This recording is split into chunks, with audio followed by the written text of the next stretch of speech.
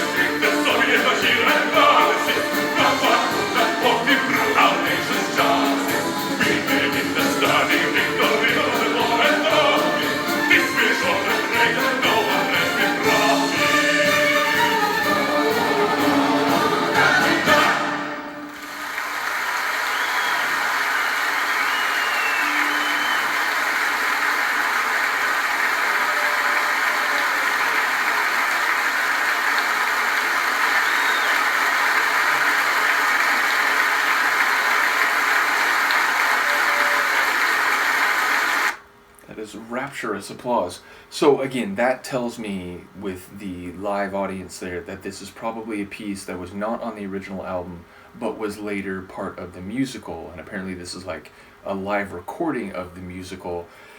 But yes, I love the, traditional Russian song. I forget what you call, besides saying it's like traditional Russian music, but I love the stylings, and I forget what you call that genre. But, I can just imagine, like, people doing those traditional Russian dances, where they hunch low and they, kick out their feet and go side to side.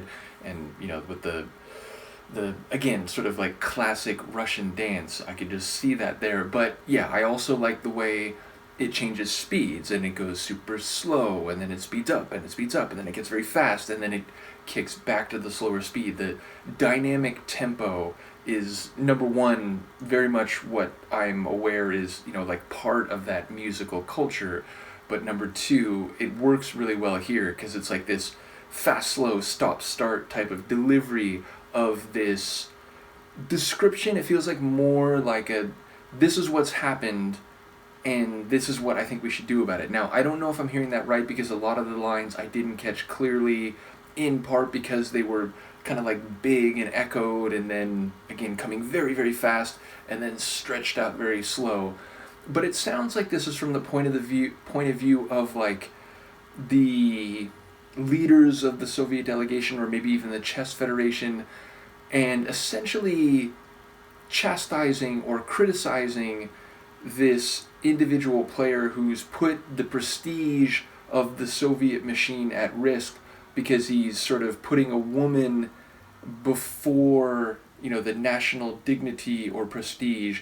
And it sounds like it's an idea of like, how should they punish him? How should they penalize him? And essentially saying that, this is a kink in the gears. It's the dust in the ointment. I forget exactly what the phrase is, but the idea that this is a bit of an anomaly and not a good one, and one that is, damaging to the image, to the accomplishments of the Soviet machine. Now, maybe I'm mishearing that, but from what I did catch, again, it sounds like it's saying, like, this guy has done something wrong. Again, he's put himself and his feelings for a woman in front of what he is supposed to be doing here, and, we could get someone who could replace him and be a better fit. So let me know if I'm wrong about that. That's what I'm hypothesizing, because again, I didn't hear all of what I just said clearly, but the bits that I did catch seemed like that's kind of the direction it was running in. In any case, as I said, I really do enjoy the classic Russian song stylings of this one, and the way the audience received it. I mean, that applause at the end, that was, an extended like ovation, and it sounds like, maybe a standing ovation. So very, very cool. And I'd like to see like the visuals with that. And again, shout out to Robert, who has made such an experience available. I'd like to get through the album before I do that, but at some point I'm going to do a watch along of Chess over on my Patreon. And again, thank you to Robert both for this album and for the file that he sent. So in any case, let me know what you think here, and I will see you next time. Peace.